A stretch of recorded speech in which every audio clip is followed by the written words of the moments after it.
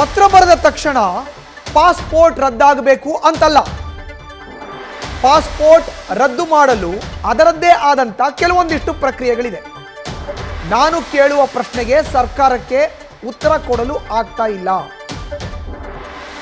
ಕಲಬುರಗಿಯಲ್ಲಿ ರಾಜ್ಯ ಸರ್ಕಾರದ ವಿರುದ್ಧ ಕೇಂದ್ರ ಸಚಿವ ಪ್ರಹ್ಲಾದ್ ಜೋಶಿ ವಾಗ್ದಾಳಿಯನ್ನು ನಡೆಸಿದ್ದಾರೆ. ಏಪ್ರಿಲ್ 21ಕ್ಕೆ ಪೆನ್ ಡ್ರೈವ್ ಬಂದಿದ್ದು, ಏಪ್ರಿಲ್ 27ಕ್ಕೆ ಪ್ರಜ್ವಲ್ ಇಲ್ಲಿಂದ ಹೋಗಿದ್ದು.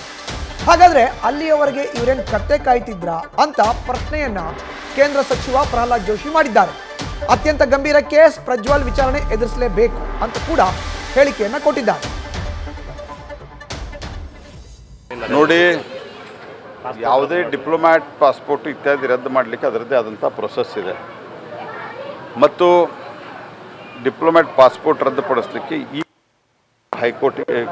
ಕೋರ್ಟ್ನಲ್ಲಿ FIR ಇತ್ಯಾದಿ ಫೈಲ್ ಮಾಡಿದ್ದಾರೆ. ನಾ ಕೇಳೋ ಪ್ರಶ್ನೆಗೆ ಇವತ್ತಿನ ತನಕ ಸಿದ್ದರಾಮಯ್ಯ, DK ಶಿವಕುಮಾರು ಮತ್ತು ಪರಮೇಶ್ವರ್ ಅವರು ಉತ್ತರ ಕೊಟ್ಟಿಲ್ಲ. 21ನೇ ತಾರೀಕು ಈ ಎಲ್ಲ ಕ್ಲಿಪ್ಪಿಂಗ್ಸ್ಗಳು ಪೆನ್ ಡ್ರೈವ್, ಮೊದಲನೇ ಪೆನ್ ಡ್ರೈವ್ ಬಂದದ್ದು 21ನೇ ತಾರೀಕು. 21ನೇ ತಾರೀಕಿನಿಂದ ಪ್ರಜ್ವಲ್ ರೇವಣ್ಣ ಹೋಗಿದ್ದು 27, 28ನೇ ತಾರೀಕು. 8 ದಿವಸ ಏನು ಕತ್ತೆ ಕಾಯ್ತಿದ್ರಿ ನೀವು? ಉತ್ತರ ಯಾಕೆ ಕೊಡ್ತಾ ಇಲ್ಲ ನೀವು? ಯಾಕೆ ಅವ್ರ ಮೇಲೆ FIR ಮಾಡಿ ಅವ್ರನ್ನ ಡಿಟೈನ್ ಮಾಡಲಿಲ್ಲ ನೀವು? ಈಗ ಅಲ್ಲಿ ಹೋದ ನಂತರ ಯಾರನ್ನೇ ಆದರೂ ಸಹಿತ ಅಲ್ಲಿ ಹೋದ ನಂತರ ಅವ್ರನ್ನ ಅಲ್ಲಿಂದ ತರೋದಕ್ಕೊಂದು ಪ್ರೊಸೆಸ್ ಇದೆ. ಭಾರತ ಸರ್ಕಾರ ಆ ಕಾನೂನಿನ ಪ್ರಕಾರವಾಗಿ ಏನು ಪ್ರೊಸೆಸ್ಸನ್ನು ಮಾಡಬೇಕು ಎಲ್ಲ ಮಾಡಿ ರಾಜ್ಯ ಸರ್ಕಾರಕ್ಕೆ ಸಹಕಾರ ಕೊಡ್ಲಿಕ್ಕೆ ತಯಾರಿದ್ದೇ ಇದೆ.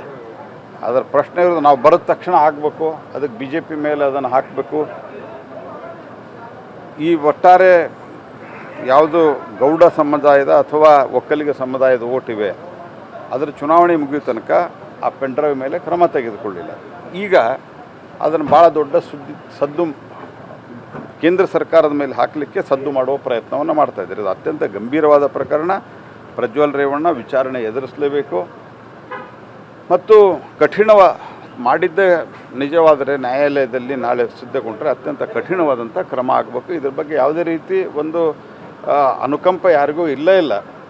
ಆದರೆ ಪ್ರಶ್ನೆ ಇರೋದು, ಕರ್ನಾಟಕ ಸರ್ಕಾರ ಇದರಲ್ಲಿ ತನಿಖೆಗಿಂತ ಹೆಚ್ಚು ರಾಜಕಾರಣವನ್ನು ಮಾಡೋಕ್ಕೆ ಹೊರಟಿದೆ. ಸರಿ ಕೊಟ್ಟಿದ್ವಿ ಕೇಂದ್ರ ಗೃಹ ಸಚಿವರಿಗೆ. ಯಾವುದು ಗೃಹ ಸಚಿವರಿಗೆ ಆದರೂ ಟಿಕೆಟ್ ಕೊಟ್ಟು ನೋಡಿ, ಇದೆಲ್ಲ ಬೋಗಸ್. ನ್ಯೂಸ್ ಫಸ್ಟ್ ನಿರ್ಭೀತಿಯಿಂದ ನಿಮ್ಮ ಪರವಾಗಿ.